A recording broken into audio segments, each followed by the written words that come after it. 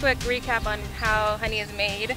They collect the nectar from a flower, so they're sucking up all this juice, bringing it back, and then they're handing it off mouth to mouth between bees, between worker bees, and their gut does some magical potion, and then they'll spit it back into a cell when they feel like it's the right mixture, and then they're gonna fan it with their wings, and so that's gonna dehydrate the honey, the nectar into honey. So the ideal moisture rate, we're looking for like 18 up to 25 max % moisture. Less than 25. Or less than 25, yeah. It's time for you to go. Say bye-bye. Let's go. Okay. Oh, this baby is so heavy. Okay. Now I can hardly carry. Okay. That's it. Okay.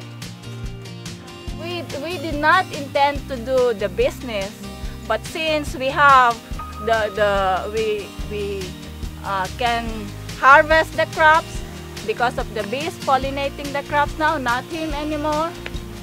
And so he's relieved.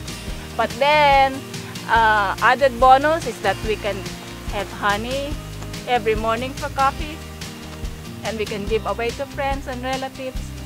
And sell it. And sell it at a cheaper price.